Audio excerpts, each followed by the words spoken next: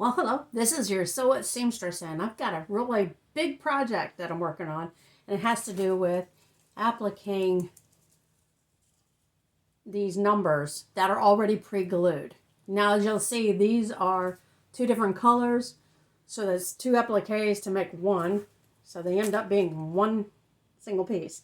Comes like this, 1, 2. The trick is they both have glue on them. And when you don't want to glue these to the article of clothing that you're going to put them on, there is a way to get around it. And all it takes is your appliques. They both have glue. The new ones that are coming in are not going to have any glue on them whatsoever, so they'll be a lot easier to attach just by sewing them on.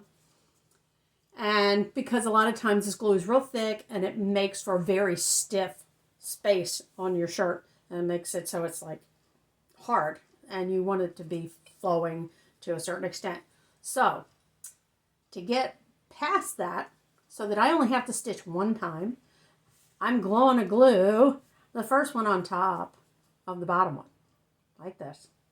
Now I take these one at a time and line it up to make sure it's nice and even all the way around. Then I have my little ironing board, my tabletop ironing board here, and I've got a piece of parchment paper on top of it. Now you're probably wondering, why are you using parchment paper? Well, when you cook with parchment paper, what's it for? To make sure nothing sticks to it, right? So I want to glue these two together, but if I were to do that on anything but parchment paper, the bottom layer that has glue is going to stick to it. Well, if you do it this way, it's not going to stick, because it won't stick to parchment paper. Now the trick is, I've got them lined up here. I take a second piece of parchment paper, and I'm going to put it on top, and that's just so that they don't slide around. You want to be real careful. You want to have your iron on the hottest setting, and what you're going to do is you're going to set it for 30 seconds for each one. Well, since my iron has a pretty wide bottom, I can do 2 at a time, just to get them to stick together. And so you do 30 seconds. 2, 3.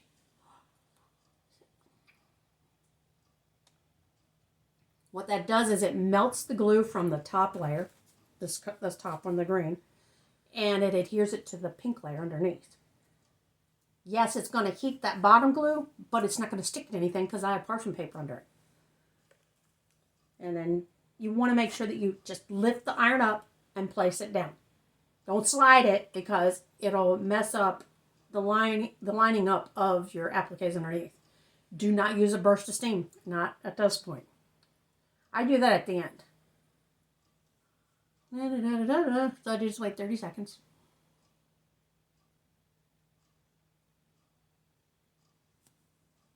And then go to the next.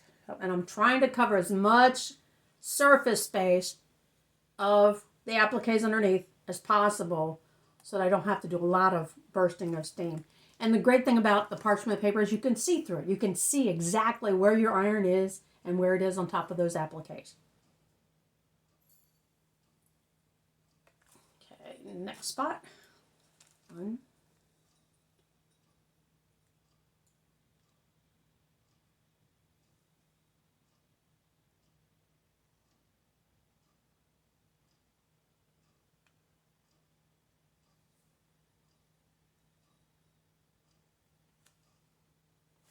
One more.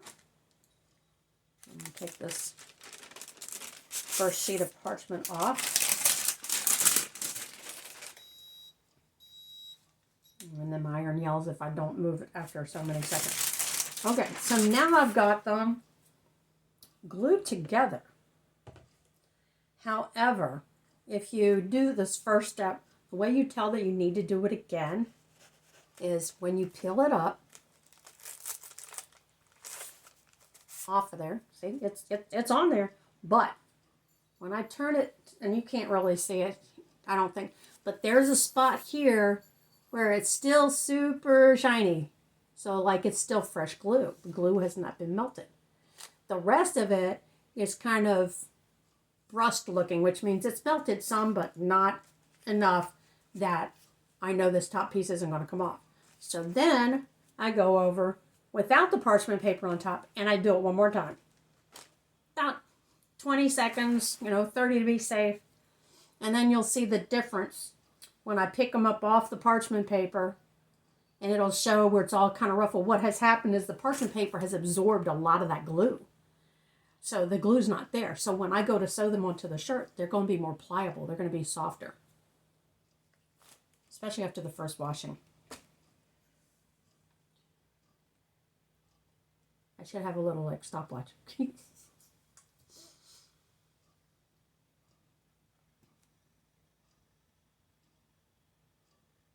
At first I was wondering, how am I going to glue, two pieces that both have glue together on them, and still be able to sew them on the shirt without gluing them onto the shirt? Well, this is how you do it. You sort of remove the glue in a kind of sneaky way by using the parchment paper to slough it out. I don't know exactly what the parchment paper is doing with the glue other than absorbing it. But I've got like 200 of these to do, guys. And this one, I don't know if you can see in the lighting here. I'm going to try. But it's got a crinkly look on the back instead of a smooth, shiny look, which means the glue is not there solid anymore. And that's what I want. I don't want this glue there solid anymore. Oh, hush, I know. I got to move you around. I'll just move it like that. But as you can see, I'm just sitting my iron on top. And I'm letting it sit there for about 20, 30 seconds for the second go around. Because I noticed, now it's doing a little steam. And for the last thing, what I will do is I will take and do a burst of steam on each one. Just to make sure. Because now it's building up steam. Now that I've moved it around a little bit. And as I pick each one up, if it still has a shiny part on it, I will give it a blast of steam on the parchment paper and set it for about 10 seconds. And that should take care of it. And this is the last one here.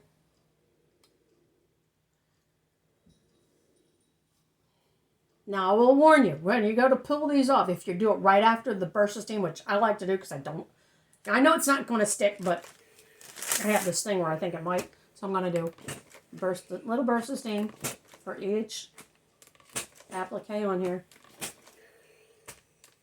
Give it a little pressure. I'm pressing down on it as I do that. And like that.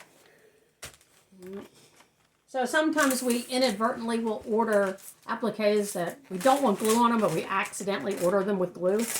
And but this is how you get around that. There's one. And that one, no shiny spots. It's all kind of marbly looking. That's the next number I have to do. I just finished up this one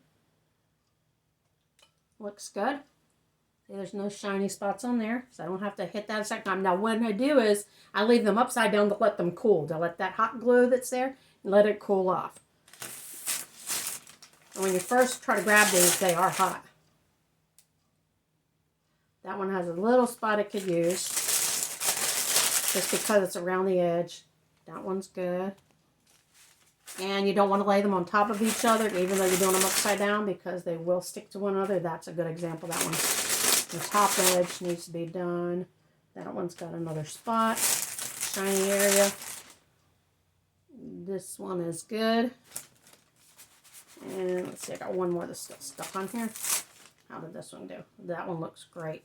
So we're going to let those cool upside down. You can even wave them around, cool them off. So, what I mean, this one's got a shiny spot right here. It's shiny and it's not like rough looking. So I need to hit that with some heat. What I'll do is I'm going to line these up with the spots that didn't catch enough heat all together and put the center of the iron on that part. This one, same thing. See, there's a shiny, I don't know, every once in a while the light catches it. But right here, it's real shiny and smooth. It needs to be rough. So I'm going to put that one there. And then this one, just along the top edge. It's a little on the shiny side and not rough. But because that's an edge, I want to make sure that that's going to be adhered. So that's all going to go there. I've got all those shiny spots right next to each other. I'm going to sit this iron right on top. And I'm going to count to 25.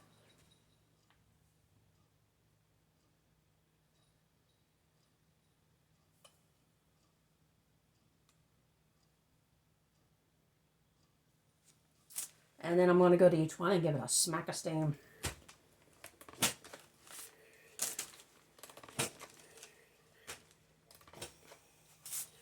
Now it's the weight of the iron, the heat on it that mushes them together. I'll even, that one's got that one spot on the back side I did not see. So I'm going to set that iron on there for another 15 seconds or so. That one's good. No more shiny spots. Let that cool off. Grab this one. Yep, nice and rough on the back. I don't know if y'all can tell. It's hard to see from this angle.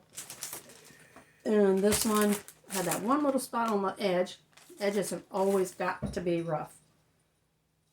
That means the glue's been melted good. And now we're good with this one. And it's hot. So, hottest setting on your iron. Hottest setting, which has steam on it.